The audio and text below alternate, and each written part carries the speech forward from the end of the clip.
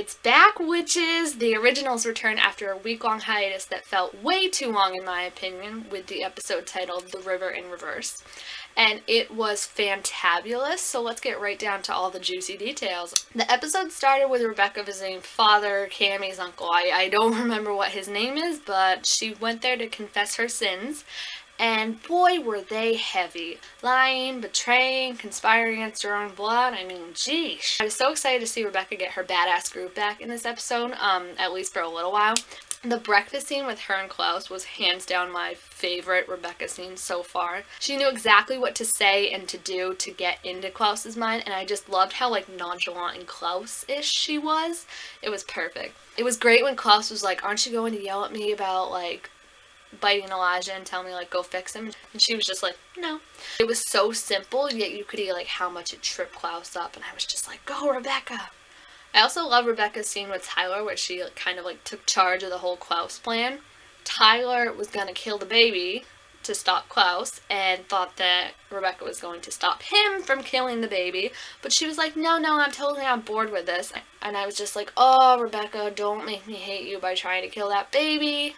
But no, Rebecca walks up to Tyler, snaps his neck, and plops herself down in his seat, and is just like, alright, we're gonna stop Klaus, but that's enough talk of killing that baby. And I was just like, go, Rebecca. Like, Rebecca had so many good moments in this episode tonight. It was just amazing. I loved it. Their grand old plan to take Klaus down lasted about, 20 seconds before they had a bloody massacre on their hands. You could literally see the moment of oh crap on Rebecca's face when she realized they weren't going to win, and she basically reverted back to her old helpless self. I get that she didn't want Marcel to be killed, and that's why she made him pick up the coin and swear allegiance to Klaus.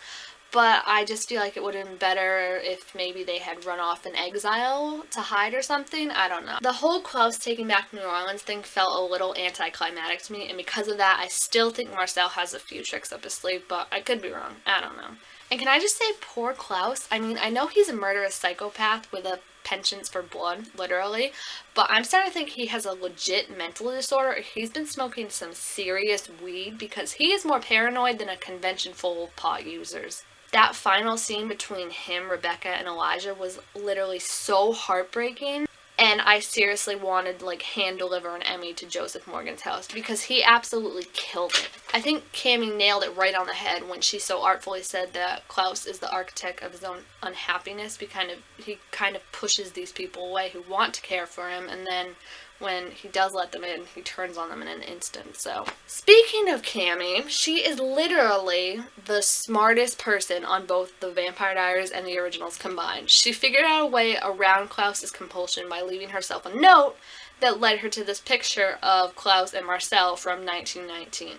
Yeah, oops. So now Cammy knows that something is up. She doesn't know exactly what it is, but she better be careful, because humans who know too much never tend to last long on these shows. So watch your back, Cammy, because I like you and I don't want to see your head decapitated. Yay! The second storyline of the night, which I have been saving for last, was all about Haley and Haylijah, who are still having a grand old time down in the bayou, where the latter is currently sweating half his body weight off and slowly losing his grip on reality thanks to Klaus's hybrid bite.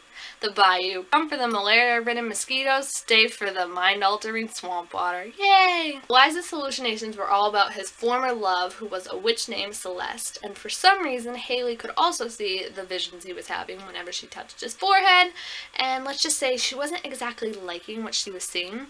At first she just seemed jealous, which is understandable, because it's always a slap in the face to be reminded that the guy you like has had hundreds of girlfriends before you and will probably have hundreds more once you're gone.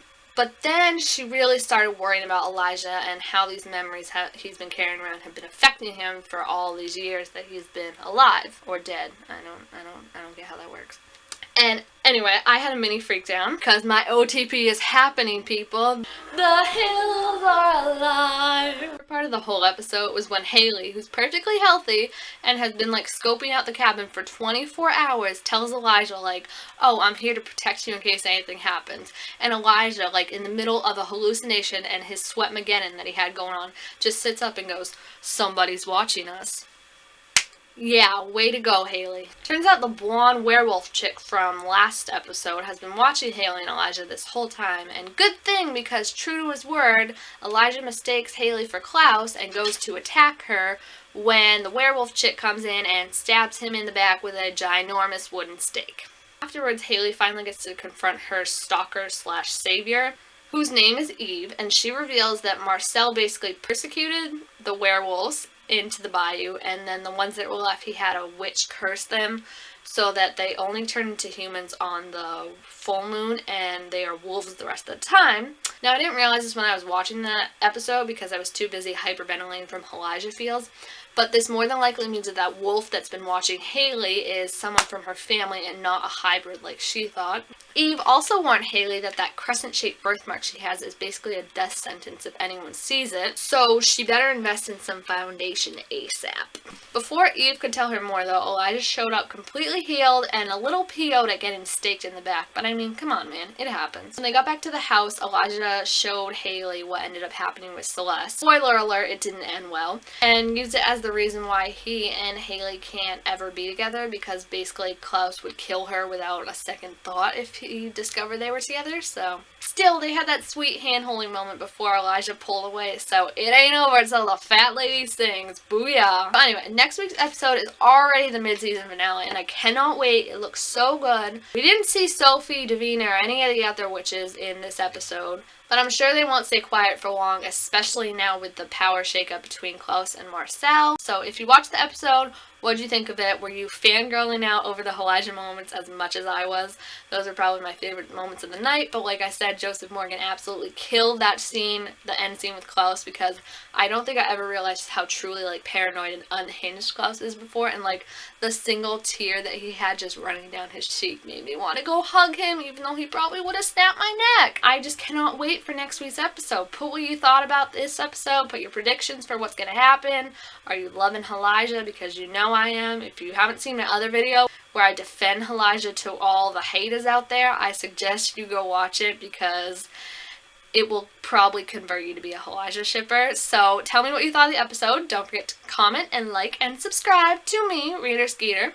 Thank you all for watching, and don't forget, on Wednesdays we might wear black, but on Tuesdays, black is the new blood. Bye!